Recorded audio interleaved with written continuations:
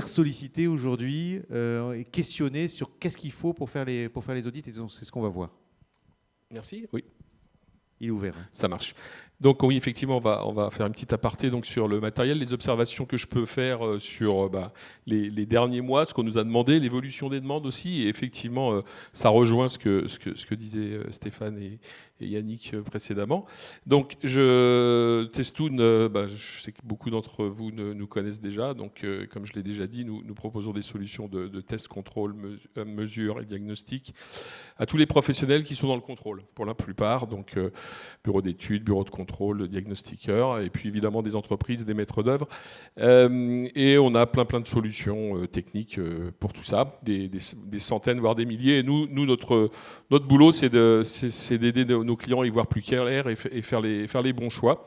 On a des solutions également qui évoluent maintenant vers le capture de la réalité, la numérisation du bâti, qui sont des choses qui vont aussi servir de nombreux diagnostics dans le futur, au fur et à mesure que la digitalisation du bâtiment avance. Mais ce n'est pas le sujet de cette conférence, on en a fait une au mois de juin sur le sujet. Historiquement, nos clients nous connaissent pour proposer ce qu'on appelle des packs. Alors, les packs ou les kits.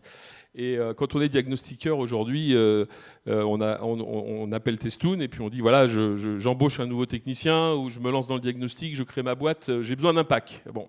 Et effectivement, nous, on s'est un petit peu spécialisé là-dedans. Et sur tous les diagnostics, on va dire, réglementaires traditionnels qui concernent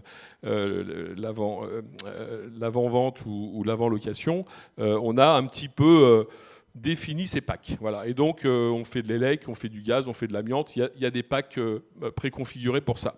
Quand est arrivé, depuis 2 ans maintenant, l'audit énergétique, tous les professionnels qui préparaient ce diagnostic, donc notamment les responsables de réseau, les directeurs techniques de franchise, les responsables de fédération, nous ont consultés. On nous a dit, bon, alors, ça sera quoi le pack pour l'audit ?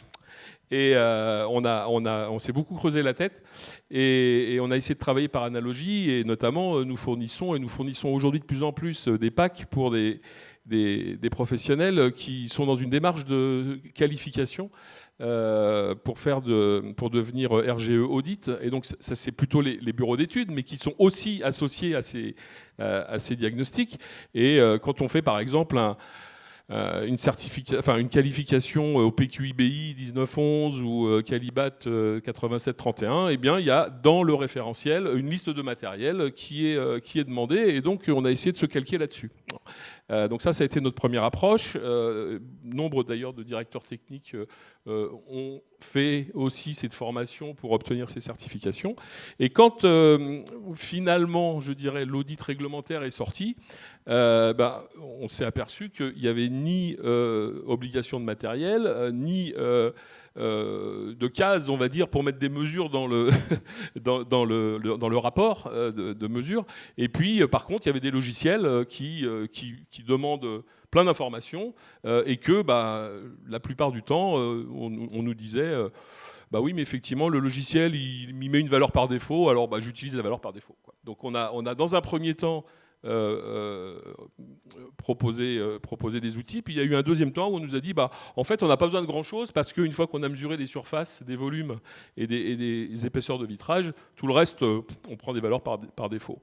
Et là j'entends effectivement que la démarche, elle est plutôt d'être plus qualitatif et d'essayer de justement sortir de ce piège de la valeur par défaut, puisqu'elle ne donne pas forcément les résultats optimisés pour le client.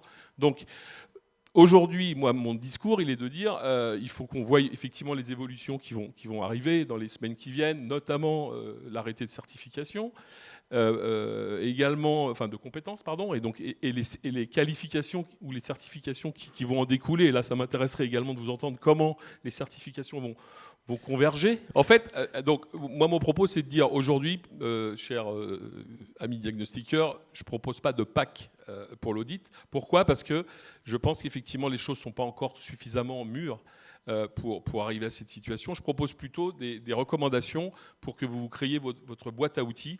Et parce que, en fait, déjà, premièrement, quand on fait un audit, chaque situation est différente. Et il y a des maisons sur lesquelles ça va être facile de déterminer ce qu'il y a dans les parois, puis il y en a d'autres, ça va être difficile. Il y en a certaines où il y a de la ventilation et d'autres, il n'y en a pas, etc. Et donc, chaque situation étant différente, il y en a certaines qui ont des problèmes d'humidité, etc. Eh bien, il faut avoir un outil qui va être adapté à la situation plutôt qu'au diagnostic, enfin plutôt qu'à la méthode. Alors, aujourd'hui, où est-ce qu'on en est? Qu'est-ce que me disent mes clients? Ils me disent aujourd'hui, il y a des certitudes. Il y a des certitudes, il y a une méthode, un 3CL, il y a des logiciels validés, il y a une trame de rapport réglementaire. Voilà, ça, c'est les choses qui sont certaines. Okay. Par contre, il y a des choses qui restent encore à clarifier, à annoncer. Donc, ça fait partie des annonces de ce matin. Arrêté de compétences. Et puis, évidemment, je reprends exactement ton propos, c'est-à-dire qu'il y a des choses qui ne convergent pas du tout aujourd'hui dans les formations, donc il va falloir les faire converger, hein, parce que moi j'ai parlé avec beaucoup de formateurs, et on ne parle pas du tout la même chose. Je parle avec 3 formateurs différents. Il y en a un, et je parle effectivement comment regarder dans les parois. Il y en a un autre, ils me disent à quoi me sert une caméra thermique. Il y en a un autre qui va me dire, moi je mets tout sur la ventilation, parce qu'un bon projet de rénovation, ça commence par une bonne ventilation. Et en fait, on a des approches de formation qui sont très différentes. Donc ça, je pense qu'effectivement, il va falloir que ça converge. Et on est prêt à aider tous les professionnels pour voir comment on peut accompagner ça avec du matériel. Et puis, il y a des pratiques.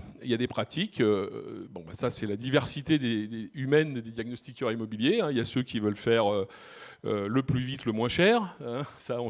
Et puis, il y a ceux qui veulent faire de la qualité. Donc ça, on a des questionnements très différents de la part de nos clients lorsqu'on est dans cette approche. Hein.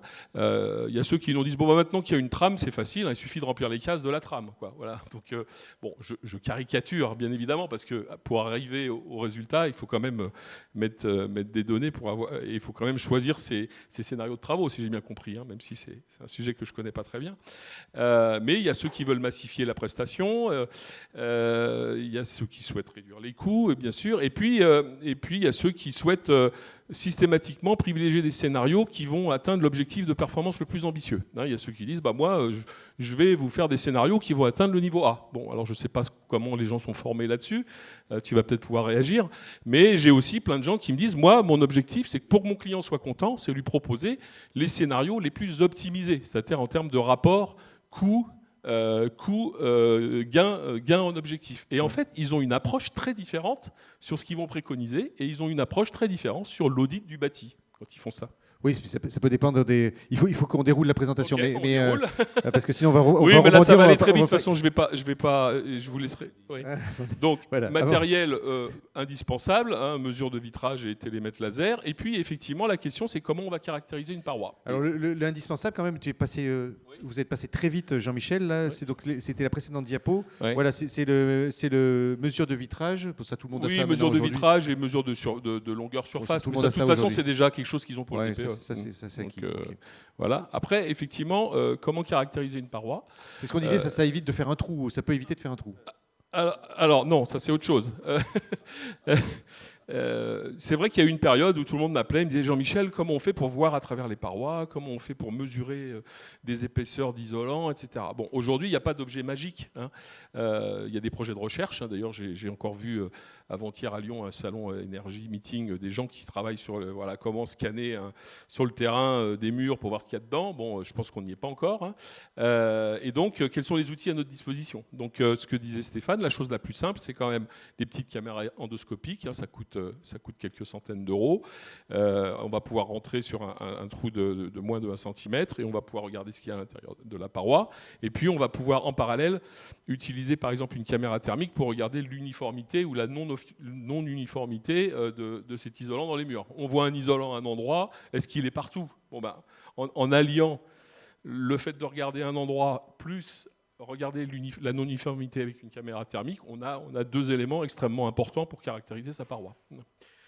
Et puis, il y a des techniques de mesure de résistance thermique de parois qui sont aujourd'hui utilisées par certains, qui honnêtement ne sont pas d'une grande praticité lorsqu'on veut réaliser ces audits rapidement. Mais j'en parle parce qu'il y a aussi des recherches, il y a des normes qui avancent sur le sujet et il y a des outils de plus en plus simples à mettre en œuvre.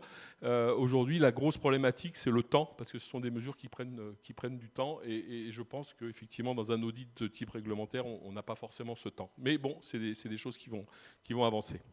Donc, il y a plein d'autres choses que l'on peut investiguer dans le but de choisir, hein, choisir ses batailles.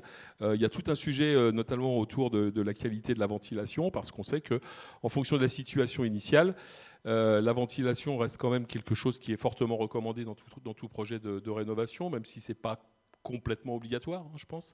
Malgré tout, souvent, quand on construit une stratégie de ventilation, ça va avoir un impact sur le bâti, ou alors on va partir d'un habitat qui est déjà bien dégradé à cause de défauts de ventilation, et il faut traiter ce sujet parce qu'il n'est pas question de faire des propositions qui vont encore aggraver le problème. Donc investiguer les problèmes de qualité d'air, des paramètres d'hygrométrie, etc., qui peuvent être investigués avec des hygromètres, des humidimètres, des caméras thermiques, et puis voir un petit peu les performances du système de ventilation existant avec anémomètre ou mesure de pression aux bouches, quoi.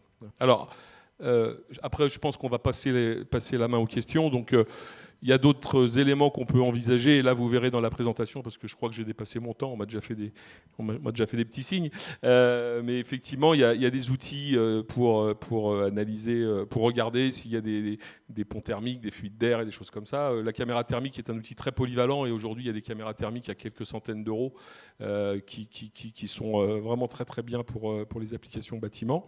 Et puis il y a les paramètres d'efficacité des systèmes de production qui peuvent être également analysés. Nous, on a beaucoup travaillé sur le sujet, on a plein de bases documentaires sur notre site, il y a des guides de choix, il y a des boutiques, et des tableaux. Alors là, par exemple, c'est illisible, bien sûr, mais là, on a un tableau sur le type de mesures que l'on peut faire, et on rapporte ça à aujourd'hui les besoins qui peuvent être soit recommandés, soit obligatoires si on est diagnostiqueur, architecte ou bureau d'études RGE.